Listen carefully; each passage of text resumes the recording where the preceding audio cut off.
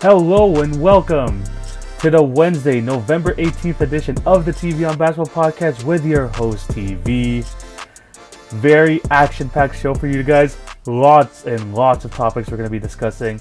Lots of trades that happened so far. I am recording this on a Tuesday morning, so whatever happens after this I will not be discussing, but still lots of trades to get into. And I'll also be doing my mini mock draft in a sense where I'm just going to be making my picks for the lottery team, so the first 14 picks. So, very action-packed show. I don't want to really talk any further, so we can just get right into it because it's going to be very, very long, honestly. I hope that I can do this in under an hour, but I'm not going to force it. So, yeah, there's a lot of great topics, and I cannot wait to discuss them. But before we get into this episode, I have to do my plugging. Remember to follow at TV on Basketball on Twitter, Facebook, and Instagram for updates on the podcast and for other content. If you are watching this on YouTube, remember to like, share, and subscribe. That would be very much appreciated to show your support on the video platform. And if you're listening on the good old podcast networks, remember, if you're on Apple, to subscribe, leave a review, all that good stuff. And also, remember that we're also on Anchor, Spotify, and Podbean as well. So show your support on that. Lots of great episodes, like I said, this week. I mean, it's a Wednesday podcast. I never really do these as often anymore. But it's such a crazy week in terms of the NBA. So I had to put this out. So, yeah, the NBA draft is tonight. So, and I'm just really excited to watch it. There's not a lot of crazy prospects as they were in previous years, but it's still going to be fun to make a mock draft here. So, I'm excited for that. I'm excited to talk about these trades. And yeah, that's all the plugging for today. Let's get right into this episode. We're going to start off with the trades because there have been quite a few of them over the last few days.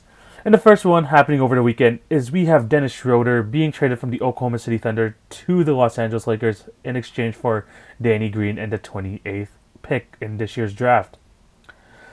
The Thunder, they've made their intentions very clear. They're just trying to gather assets. I mean, last season was kind of like catching magic in a bottle in the sense where they didn't think they were going to be that good. A lot of people had them having under 30 wins, and they completely blew all those expectations out the water and became the 5th seed, taking the Rockets to 7 games. And we knew this was going to happen. I mean, they were trying to collect assets, and people like Dennis Schroeder, especially coming off a career year where he was second place in Sixth Man of the Year voting, which is a pretty important award here.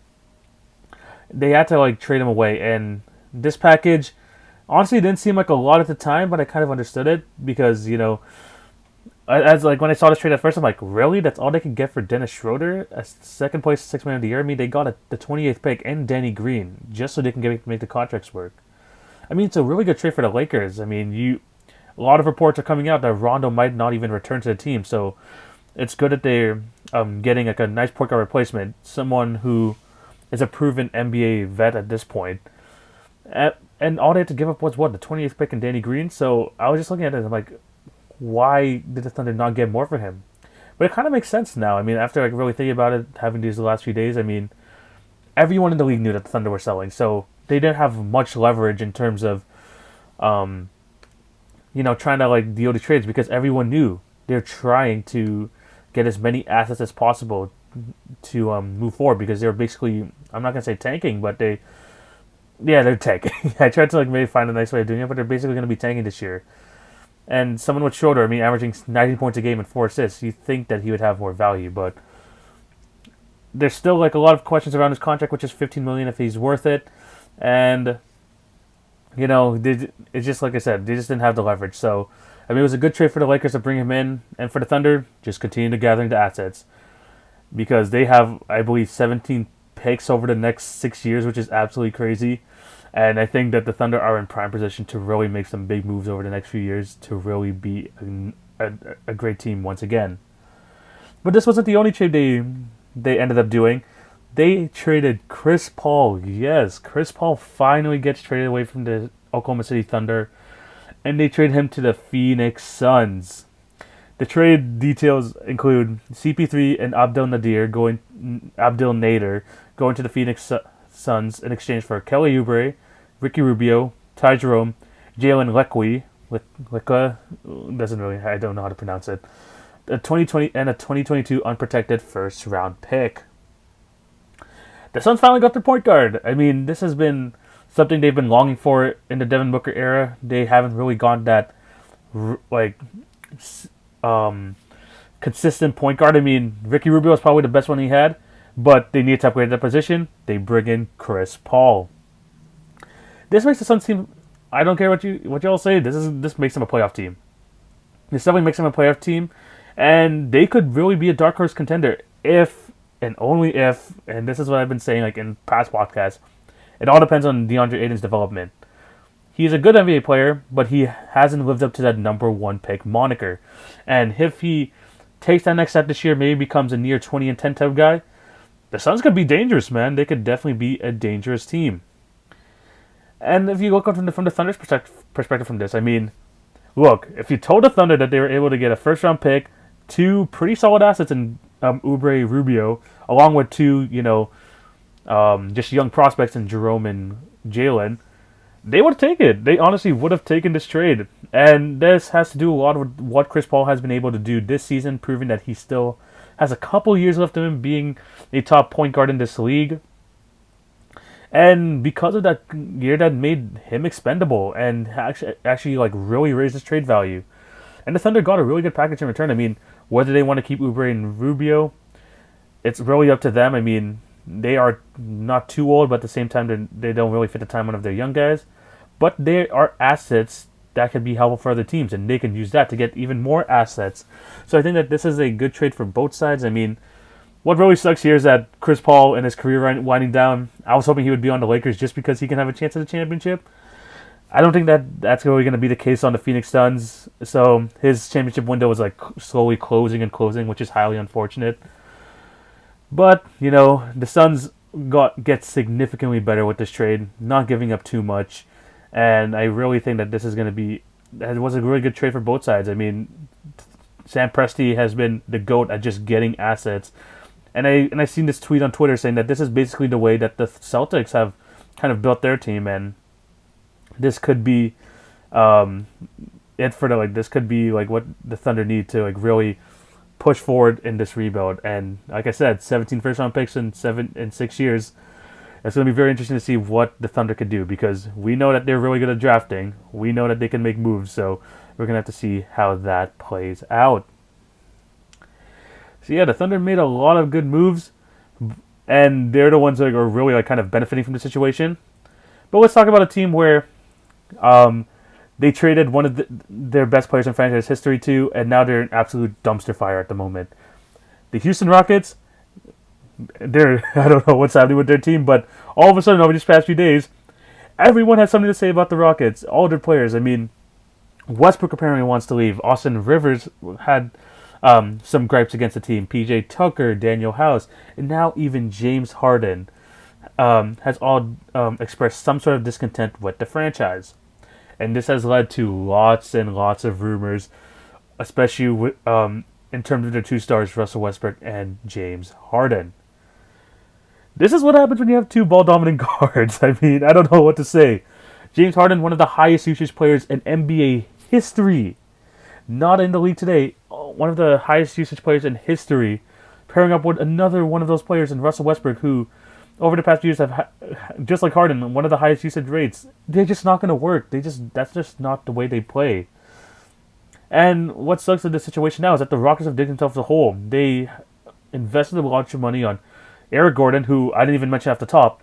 He has discontent with his franchise as well. You have him, Westbrook, and Harden all locked up, and it's going to be really hard to trade these guys. If we look at the Russ trade rumors, I mean, not only is Russ one of the biggest contracts in the league, he just doesn't fit on a lot of these teams. I mean, I have two teams that I think that would actually maybe benefit from having him, and that's the New York Knicks and the Orlando Magic. Really, that's all I really have for him. And I just think that with Russell Westbrook, I mean, we know what he is as a player at this point, and with him like getting near $50 million over the next few years, not a lot of teams are going to want to invest on a ball-dominant point guard who can shoot the three, and slowly but surely his athleticism is going to continue to deteriorate. It's just something that comes with age, man, and that's not what a lot of teams want to get in Russell Westbrook. Like, there's only a very few destinations where I could see him actually making use out of it. And in terms of James Harden, I mean, first, like, there were reports saying that he didn't want to go, but then he kind of, like, there's other reports saying that he actually wanted to stay. Like, they're both conflicting reports. And now, like, there are reports saying that the Rockets tried giving him an extension, 2 years, $103 million. That would make James Harden the first ever $50 million NBA player. And he turned it down. I mean, if it's not about money anymore for Harden, he wants to win. And by turning that down, I mean, it just proves that, look, he doesn't mind getting traded. And from all reports, there are two trades that he would want to go to, two teams that he want to go to. The Philadelphia 76ers and the Brooklyn Nets. But I think, like, after, like, all this, like, you know, it's just going to be, like, really hard. Firstly, before I get into, like, my next point, I just think that for Harden, I think it will take a lot for Philly to give up. It will take a lot of assets from Philly to get James Harden. And from all reports, I keep saying from all reports, but from what I've been reading, they're not willing to get rid of Ben Simmons. So I don't know how that's going to work, and I just think that that's just not a likely destination for Harden. In terms of Brooklyn, I think that that is more likely. That's the most likely option that will happen. But my only thing about that is, how is it going to work with KD, Kyrie, and James Harden if they do go there? I mean, they have the assets to trade for him. I mean, they're probably going to trade Jared Allen, Karis LeVert, Spencer Dinwiddie, and whatever first-round picks that they have at their disposal. But is that what the Nets need? 3 ball-dominant guys, all with their own ego issues of their own. I think KD is fine, like, playing off ball, but Harden and Kyrie, that is, like, my main issue. 2 ball-dominant players. Both have been refusing to play off ball in their careers. I just don't think it's going to work, but if they do figure out how it works, it could be the best super team in history. Could be. Or it could be one of the biggest dumpster fires ever. So, either way, I mean, they both have their pros and cons of him going to Philly and Brooklyn, but I just don't think it's just going to really, like, work out for really either team, like, trying to trade for James Harden, to be completely honest. And for the Rockets, like, one last point before we move forward. I mean, this has been, I think, maybe a blessing in disguise. I mean, they've been saying that they want to, like, keep them around and try to do it for one more run. But you've seen the ceiling of this team. They just can't. They're probably not going to go as far as they did a couple years ago. And with Russell Westbrook not being the type of fit beside Harden that they need, you saw the ceiling last year. They got thwomped 4-1 against the Los Angeles Lakers. So this could be a blessing in disguise to kind of give them some sort of an outing to hit the reset button. And they've honestly started that. They traded Robert Covington to the Portland Trail Blazers for this year's 16th overall pick, which will have to be drafted by Portland because of the Stepien rule, and a 2021 protected pick, we don't know the protection yet, as well as Trevor Ariza, who, this is his 3rd stint with the Houston Rockets, which is pretty crazy to think about. And I think, like, what this trade shows is that, especially because Robert Covington is one of their, like, top role players there, I just think that just shows that the Rockets have just realized that, look, this is just not working, and we'd rather start the rebuild now when our guys are at their peak value, and then instead of just, like, letting this play out and them just continually decreasing their trade value, especially as they get older. Before we move on to the next trade, from the Portland side of things, from the Robert Covington trade, I think it's perfect. I didn't know what they were going to do with the 16th overall pick because there wasn't really many NBA-ready players in this year's draft. And they already have some, like, projects on the team with Nas Little and Anthony Simons. So trade that, trade their 2021, have it protected, trade Trevor Ariza, who wasn't even in the bubble, for one of the best role players in the league in Robert Covington, who is a very good defender, very good 3-point shooter. I think it worked out for the Portland Trail Blazers. And if the Rockets are really committed to the rebuild, they got picks to help compensate for that. So I think it was a good trade for both teams, but it all really depends on the Rockets' direction. These rumors are going to continue to fly over the next few days, and hopefully when I make my podcast on Monday, there's going to be something crazy that's going on. So we're going to have to wait and see about that. Let's move on to another team that has made massive, massive trades over the past 2 days. Not even past 2 days. This all happened last night before I was recording. Like I said, I'm recording at Tuesday morning, and there have been 2 trades last night that kind of shook up the NBA landscape a little bit. And they had to do with the Milwaukee Bucks. The first trade we're going to talk about is the Jrue Holiday trade, where the New Orleans Pelicans trade Jrue Holiday to the Milwaukee Bucks for, oh, I gotta get ready to say this package: Eric Bledsoe, George Hill, 3 first-round picks. We don't know the protections yet. They haven't released that. And 2 pick swaps. 2 pick swaps. 3 first-round picks for Drew Holiday. Like, the Pelicans got an absolute haul for him. Like, literally when I first saw the trade, I commented on an Instagram post saying, it's a W for the Bucks. Draft compensation, Bledsoe and Hill, it sounded good. But then as more details started releasing, when I heard, 3 first-round picks? A bit much, but, I mean, they really need to keep Giannis. And then when another report came, when they came 2 picks off, I'm like, the Pelicans really got 5 first-round picks for Drew Holiday. That's a W for them.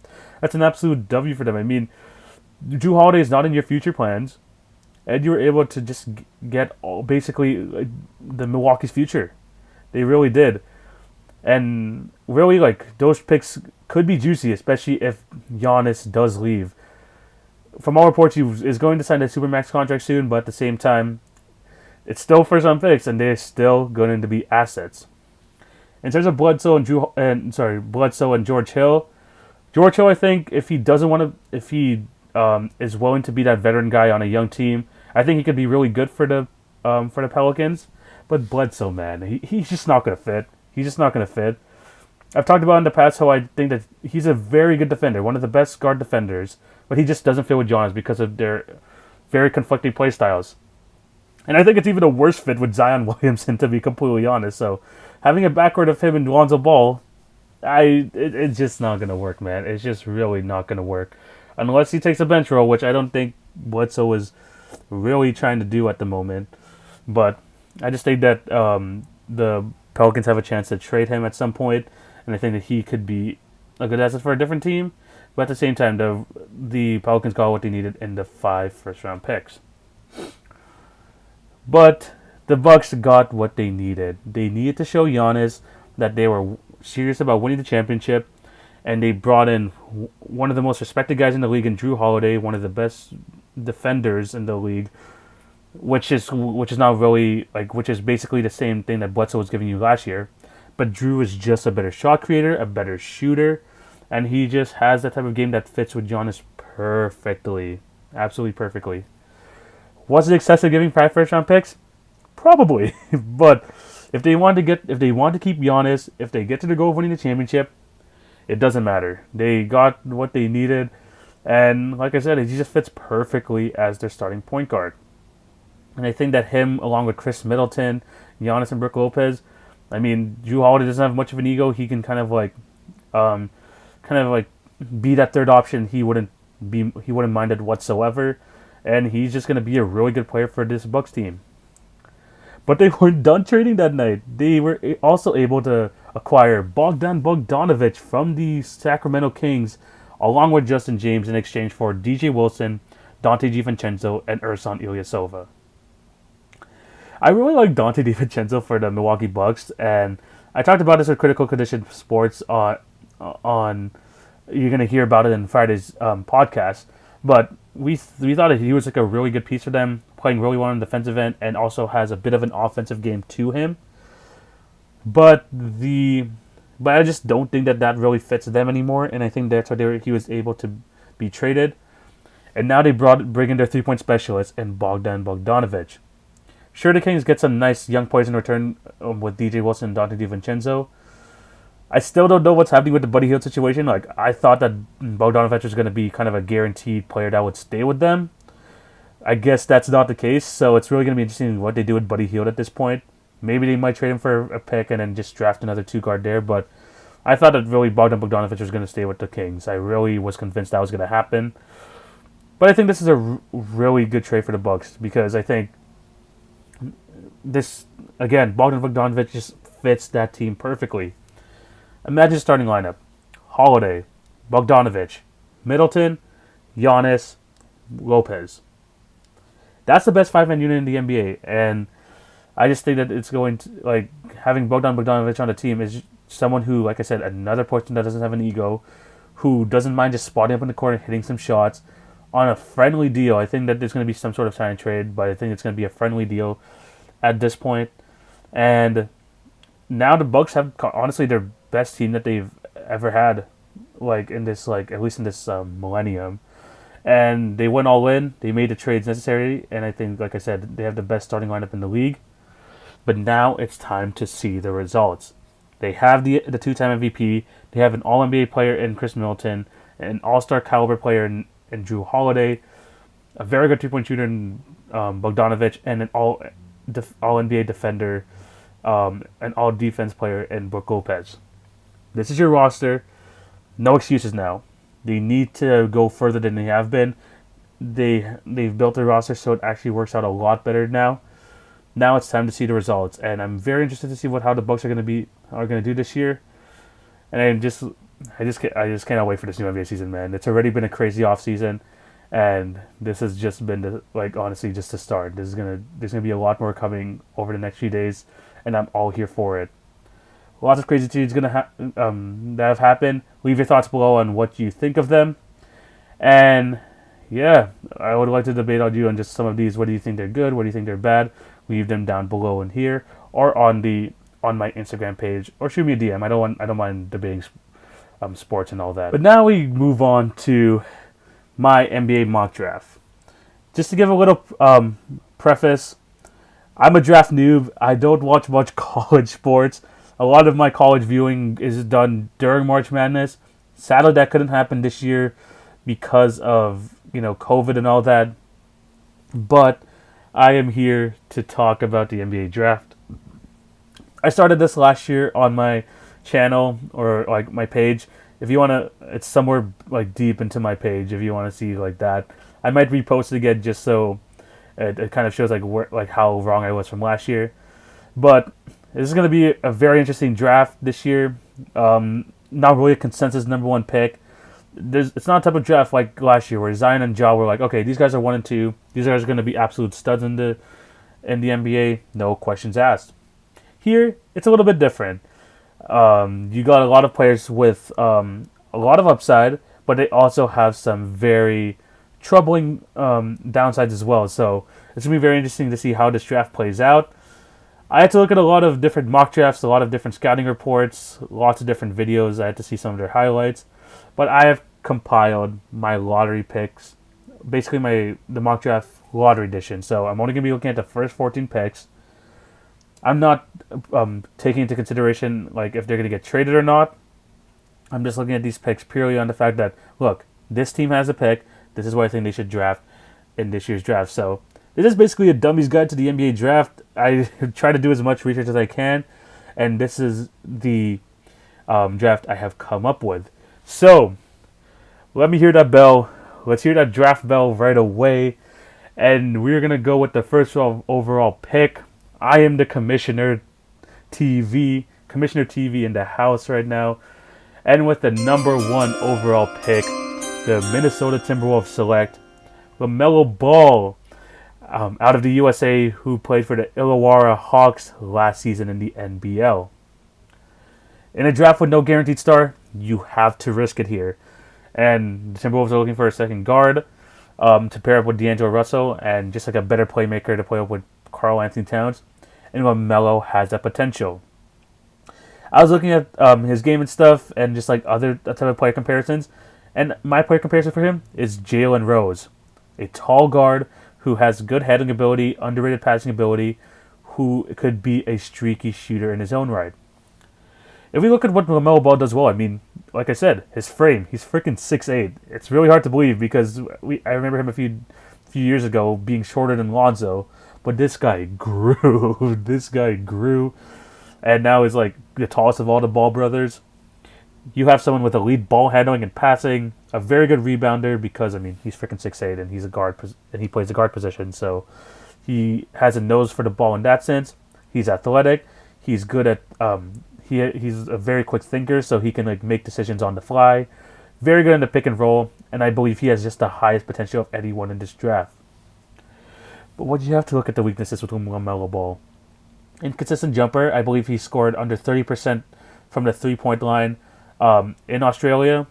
His shooting is a bit iffy, kind of like Lonzo. He kind of has an unorthodox jump shot.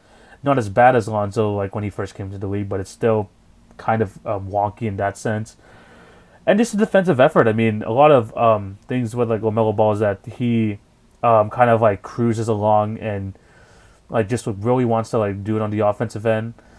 And he also has like if we see in the past, I mean, he has like just kind of like iffy shot selection as well. So if you're the Timberwolves, a lot of people would say draft Edwards and all that.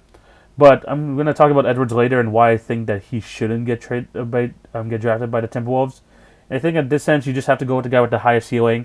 So LaMelo Ball is that guy. Obviously, there's going to be concerns whether LeVar is going to be part of this scenario. But I don't think that's going to be the case. And I think that LaMelo to Timberwolves is probably the most likely scenario. And he is my number 1 overall pick in this year's draft. We're going to move on to the next pick. And with the second overall pick in the 2020 NBA draft, the Golden State Warriors select James Wiseman out of Memphis. The Warriors have some glaring issues in the middle, in the center position, and James Wiseman just fixes it right away. I think he is a perfect fit, and with the way that I've been like seeing him like in these videos and like the scouting reports, I think really his ceiling is Patrick Ewing. I mean, someone who is a really good defender, can be a backbone of a championship team. He has a type of body type where he can really defend like some of these bigs. I mean, he's 7'1" or something, which is really good. He's a very good pick and roll. He's good at the role position, and this guy, like I said, using his athleticism, can be really good in the offensive boards. And from the looks of things, he has an okay mid-range game.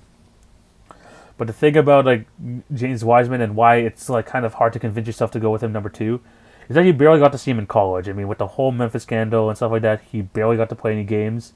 So when you look at James Wiseman, you got to look at a raw prospect at this point. I mean, because we don't know really much about his NBA skill. He doesn't really have a kind of a clean offensive game yet. Kind of like not like Patrick Ewing, but I think he can work on that. And he like needs to kind of just use the gifts that he has more. I mean, he has the athleticism, he has the defensive capabilities, and he just doesn't use that enough from like what I've been seeing. So James Wiseman, I mean, there's still a lot of question marks with him, like I said, just because we haven't got to see him much. But I think with the Warriors, if they do keep this pick, I mean, it's still up in the air. But if they do, taking James Wiseman is a no-brainer here. So Wiseman is my second overall pick. Third overall pick in the 2020 NBA draft, the Charlotte Hornets select Anthony Edwards out of Georgia. I think that the Hornets would really want to get Wiseman in this situation, but if they don't, they're going to have to go best player available. Especially because Terry Rozier hasn't really impressed too much as like a backcourt mate with Devontae Graham. I don't think they would mind taking Edwards. I see kind of his play comparison to be Donovan Mitchell. Because he basically has like all the elements of being an elite NBA guard at this point. He's explosive, he's athletic, and he can like score any way around the basket. Not the best shooter, not the most efficient, but this guy has like a nice jump shot. If he can like work on his efficiency, that'd be great. And he has the tools to be a great defender. Problem is his effort. And this is why I don't want him going to the Minnesota Timberwolves. We've seen this before with Andrew Wiggins, someone who has all the makings of an elite NBA player, but he just doesn't assert himself enough. He doesn't put in enough effort, and he just doesn't have that drive in him that you need to be an NBA star. And that is the problem with like Edwards, and a lot of people kind of are turned off by. I mean, he kind of disappears in big games. He kind of plays to the level of the competition. He doesn't really have a mid-range game either, so he either really just takes a 3 or takes it to the rim. He kind of needs to work on that. And he just needs to like work on just fighting that motor in order to, be a really good NBA player, because he has all the tools, but that is not all you need to be great in the NBA. You need to find that drive and actually just work hard at your game. And I think that Anthony Edwards, if he could find that, he could be probably the best player in this draft, but we've seen too much of this in the past with Wiggins and stuff like that. you can't really rely on that. You really can't. And hopefully the Hornets can get it out of Anthony Edwards. With the 4th overall pick in the 2020 NBA Draft, the Chicago Bulls select Tyrese Halliburton out of Iowa State. Bulls need help on the defensive end, especially in their backcourt. They had Chris Dunn starting last year, but he just doesn't have the offensive game to help mesh with Levine. And Tyrese Halliburton, I hope I'm saying that right, I think really can be that guy to partner up with Zach LaVine. They just need someone to help create for others and just be like a better distributor of the ball, and Halliburton could be that guy. My player comparison for him is DeJounte Murray, a player who can play on both sides of the ball, has really good length at 6'5", and he can shoot the 3-ball at an okay rate. I mean, he did it 40% in college. I think that he could be a very good player in the NBA. And from all reports, I mean, everyone who has interviewed this guy absolutely has loved him. I mean, he has kind of like the right type of mindset. He's like humble enough so he can like take like reduced roles. I think a lot of teams would want a player like this on their team. But he has some weaknesses as well. I mean, this guy just, like a lot of college guys, are narrowly built, but I think that could be something they can work on in the NBA. He's a good 3-point shooter, but you can contest it quite easily because looking at a shot release, it's just kind of slow. And I think like it would be kind of easy to contest if he's not wide open. And because of his like narrow build, like he's kind of like one of the skinnier guys in this draft. I mean, he can maybe be bothered by physicality. And the only problem with him is like it's not like he has like a narrow body and is athletic. I mean, he still is not the most athletic guy. So you can kind of take him off his game easily, but I think that gaining strength and stuff like that can be worked in the NBA. And I think that the Bulls would not mind taking a player like Tyrese Halliburton with their 4th overall pick. With the 5th overall pick in the 2020 NBA Draft, the Cleveland Cavaliers take Obi Toppin out of Dayton. The Cavs need help a lot everywhere. They kind of are set at the guard position with Darius Garland and Colin Sexton.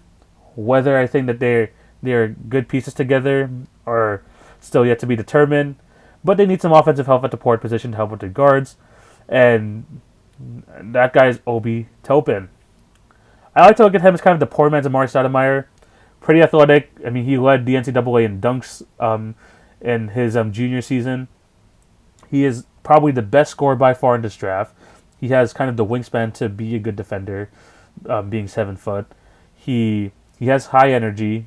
He can play the 3 or the 4 position because he can not only play in the post, but he has an okay jumper. He's a good shooter, and he also can play high IQ basketball, especially because, he's played in college for, I think, 2 or 3 years. But the thing about with him is, like, he has some weaknesses to him. He's not the most athletic guy. That's why I call him, like, the poor man's Amari. I mean, I could see being really good at offense, but his athleticism might kind of weigh him down. He has the tools to be a good defender, but he isn't like he's kind of flat-footed in that sense, and that has to do a lot with his athleticism. For someone of his height, I mean, he only averages 6 rebounds a game. You would want to see more of that, especially if you're playing the 4. And he's an older rookie, and a lot of teams are kind of turned off by that fact. But I think that the Cavs just need something on the offensive end, and Obi Toppin can give that to them. So with the 5th overall pick, I gotta go with Obi Toppin. With the 6th overall pick in the 2020 NBA Draft, the Atlanta Hawks select Deni Avdija out of Israel. The Hawks are a growing team, and I think they need like some nice wing help, and Deni Avdija can give that to them, especially because Trae Young has to handle the ball basically 99% of the time. And I think that the Hawks would benefit from having someone who can also create their own shot and not Trae having to create every single possible offensive play for them. And Deni Avdija could be that guy. I mean, my play comparison for him is Hedo Turkoglu. And that has to do mostly with the fact that, look, this guy's a versatile player. He could be a lead ball handler. He has great size, so that can play basically the shooting guard, small forward, or power forward position. He can create shots for himself and for others, which is really, really important. And although he's not the most athletic guy, this guy plays smart defense. He just has the defensive IQ to be at the right place at the right time. And I think that is going to be able to keep him on the floor in the NBA. Some of his weaknesses, again, strength. He can work on that in the NBA. And he kind of like goes through the flow of the game, and he doesn't really have that edge or like kind of that dog in him, which he needs to really develop, especially because they're going to be kind of physical with him, especially in the NBA. And surprisingly enough, I mean, this guy is a good 3-point shooter, but he kind of struggles at the free throw line with going 70% last season. And again, kind of like Anthony Edwards, his motor is kind of being put into question. He has all the tools to be a really good player, but is he going to have that effort to take it to the next level? And if the Hawks can get kind of the best out of Denny Avdija, I think that they're going to be a really good team going forward, especially a lot of teams are really high on him. I think that the Hawks could really use a guy like him. So with the 6th overall pick, Denny Avdija to the Hawks. With the 7th overall pick in the 2020 NBA draft, the Detroit Pistons select Patrick Williams out of Florida State. The only reason I'm really going for him is because every time I search about this guy, it's like, the Pistons want him, the Pistons want him, the Pistons want him. So here, the Pistons, you can have him here at the 7th overall pick. I just think that they really need help at basically any position. Like, I just think like it's kind of a free-for-all for Detroit at this point. And when I look at Patrick Williams, I can see shades of OG Anunoby here. He is a freakish athlete. This guy could slash to the rim, and he could basically defend positions 1 through 4. He has underrated passing ability, and he is very good from the free throw line, shooting over 80% last season. Some of his weaknesses, however, not a good 3-point shooter. I believe he was in the 20% in his last season at Florida State. And he kind of gives up the ball to a fault. He doesn't really look for a shot, and he just needs to take shots when it really is open. And he just really needs to like work on his inside game. Yes, he's like a slasher, but when it comes to kind of his post play and stuff, which if he does play the forward, they're gonna need that. He just really needs to improve on that. So Patrick Williams, I think, can provide just kind of a bit of every like a really athletic player here. Apparently, he's the youngest player in the draft, so he kind of has like the most room to grow. And I think that a player like him paired up to whoever Detroit wants to bring in, I think could be good because he doesn't ask for too many shots and all that. I think he just will know how to play his role. So with the 7th overall pick, I have Patrick Williams. With the 8th overall pick in the 2020 NBA draft, the New York Knicks select Isaac Okoro out of Auburn. The Knicks need basically anything. They need to really just have an identity at this point. And I think bringing in Isaac Okoro, who is looked at as the best defender in this draft, could give them kind of that edge. I like to look at him as kind of like this year's Matisse Thybulle, where people are going to be like, is this guy like really going to be good? But I think he'll just he'll find his role on this team very easily. Like I said, best defender in the draft. I think like him beside RJ Barrett, I think he can kind of make up for RJ's kind of defensive mishaps. And he kind of fits like the new style of basketball, like playing positionless. He could basically guard all positions. And he kind of knows what he is as an NBA player, and he plays to his strengths a lot. And he's an unselfish player. But kind of like Patrick Williams, he doesn't have that 3-point shot. He doesn't really know how to handle the ball really, and he's kind of an offensive liability. He's not really a good slasher. He can't really shoot the basketball, so he's basically there to be he's kind of a defensive specialist. And yes, the Knicks would need that, but they're gonna need to know that he has his limitations on offense. By the way, back to Patrick Williams, I don't think his 3-point shot is in the 20s, but I just think that he's just not that great of a 3-point shooter. But back to Okoro, I just think that he will know his role. I think that'd be good for the Knicks, just so he can kind of give them that edge. So with the 8th overall pick, we have Isaac Okoro. We go on to the 9th overall pick, and with the 9th overall pick in the 2020 NBA draft, the Washington Wizards select Onyeka Okongwu out of USC. The Wizards were dead last in defense last year, and bringing in Onyeka Okongwu would just solidify that big man position and would really help improve that defense. He has really high potential, especially kind of like showing that he has some sort of offensive game. And I think that's why, like, a player like him, I think it would kind of be a blessing if the Wizards were able to get him at this position. But at the same time, I think the Wizards would, like, think that this guy would be the perfect guy for their team. He's the best rim protector in this draft. Yes, he is undersized, but he has freaking like a 7'2" wingspan, which kind of makes up for it. You know, he could finish with both hands around the rim. He is a good pick and roll big. I mean, he could be a nice recipient in that end. He plays smart defense, so he doesn't foul as much, and he is a very good rebounder. The problem with him is, like, he doesn't really have a polished offensive game. He has no outside shot whatsoever, and he really cannot take guys off the dribble. Yes, he's like athletic and all that, but he just, like, his ball handling is kind of iffy. But I think with the Wizards, when you have Bradley Beal and John Wall as your two main scorers, with Hachimura growing into kind of that third option, getting a defensive big like Okongwu would fit that team absolutely perfectly. And that's why I have him going number 9 to the Washington Wizards. With the 10th overall pick in the 2020 NBA Draft, the Phoenix Suns select guard Killian Hayes out of France. Yes, I just talked about earlier that the Suns got CP3 in that trade, but I think that Killian Hayes here could be that nice little bridge between the present and the future. I kind of see him being like a Goran Dragic type player where he is a great playmaker, he is willing to score if he's asked upon, he has good stats for the point guard position, he's an okay 3-point shooter, and by the looks of things, he is like one of the best pick and roll guards in this draft. And I think with CP3 on the team, he could really learn a lot under his tutelage.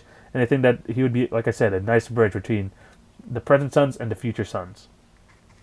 But he has some weaknesses. I mean, this guy's not a great athlete, just like Goran Dragic. He still needs to kind of let the game come to him. He rushes things a lot, and he doesn't really like use his size to advantage. I mean, he's a freaking 6'5" point guard, and he kind of settles too much on the outside and stuff like that. And he just needs to have that effort on the defensive end to really make him comfortable being a starting point guard. But I think the Suns are a great place for him, especially under Chris Paul. And I think if they have Killian Hayes, he could be a really good player if he could just, especially if he just learns. I think a lot of learning could be done here with Killian Hayes, with one of the best point guards of all time in Chris Paul. And I think that this would be a really good pick for the Suns at number 10. With the 11th overall pick in the 2020 NBA Draft, the San Antonio Spurs select Precious Achiuwa out of Memphis. The Spurs had a really bad defense last year, very uncharacteristic of them, and I think that they are going to kind of stray away from the guard position just because they have a lot of guards.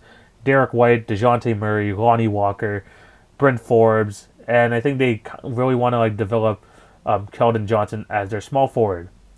Bring in Precious, and I think that he has kind of the potential to be a really good defensive big, especially being able to defend multiple positions. He kind of reminds me of a Siakam coming out of college, someone who has that high motor, has that high energy, but, can't really shoot, not a really good free throw shooter, and he's kind of very careless with the basketball. That reminds me so much of Siakam. But he's super athletic. He could beat he has okay ball handling. Even though I said he is has a lot of turnovers, but he has okay handles. He can move off the ball, which is really nice.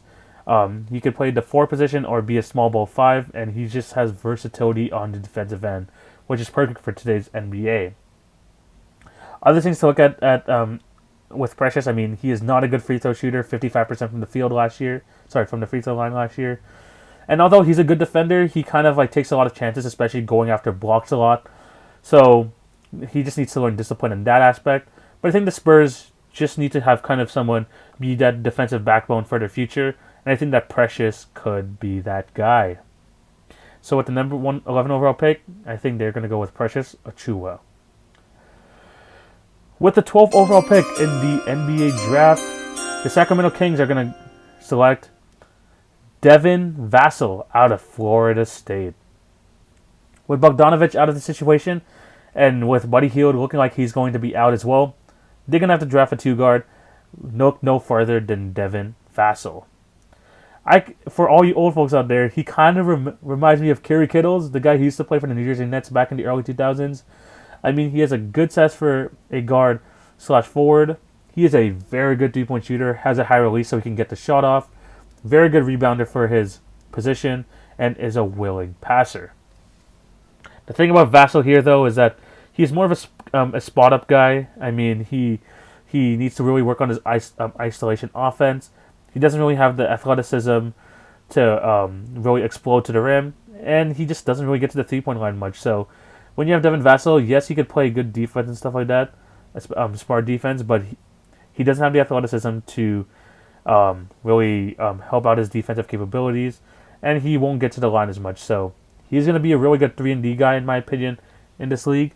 And I think the Kings, looking for another shooting guard, wouldn't mind having Devin Vassell on their team. So with the 12th overall pick, Devin Vassell to the Sacramento Kings.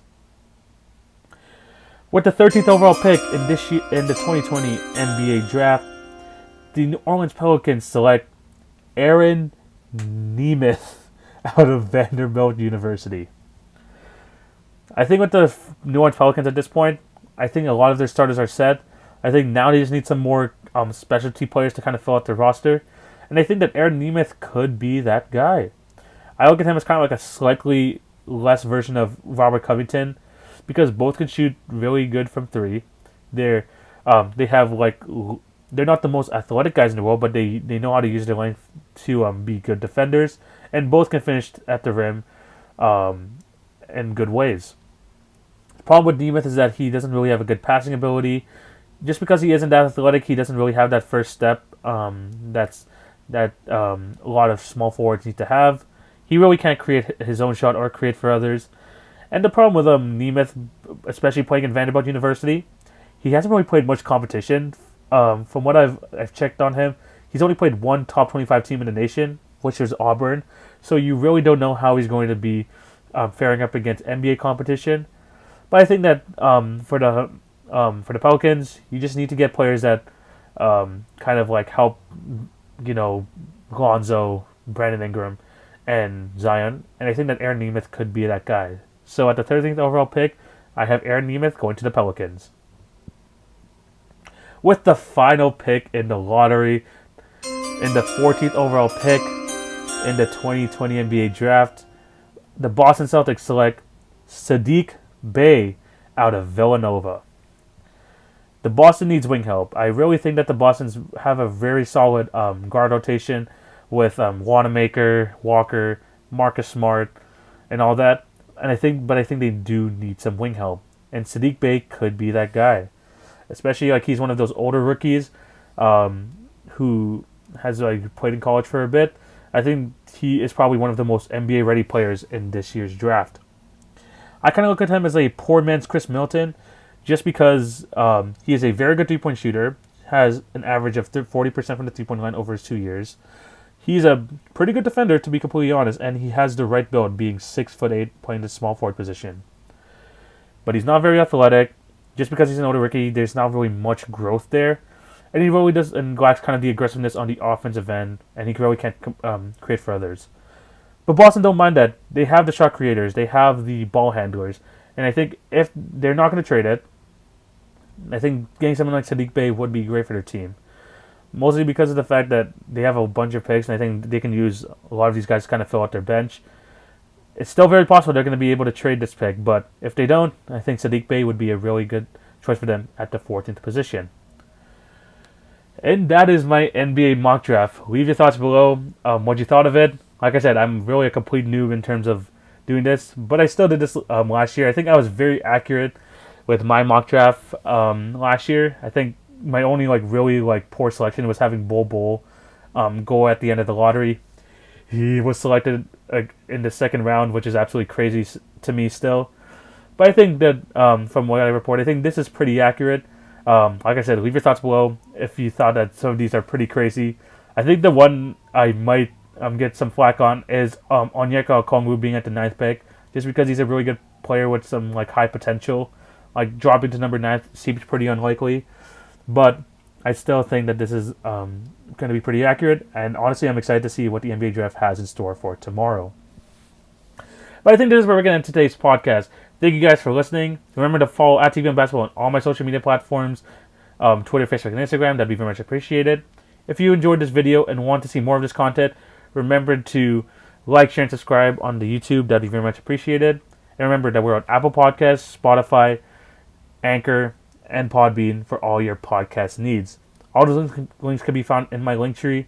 And yeah, we have some great NBA content coming up for the next few weeks. Like I said, our part 3 of my conversation with Critical Condition is coming out this Friday. So remember to check that out as we look at the East off-season preview.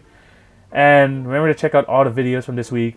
I posted my reaction to some of the draft highlights yesterday on my YouTube channel, so remember to check that out as well. And yeah, I'm just very excited for what this offseason is going to bring, because so far it has been absolutely crazy, and I'm expecting a lot more of that. But this is where I'm going to end today's episode. Thank you guys so much for taking your time out of your day to watch this, and I'll be back on Friday for a new episode. Take it easy, guys. Peace.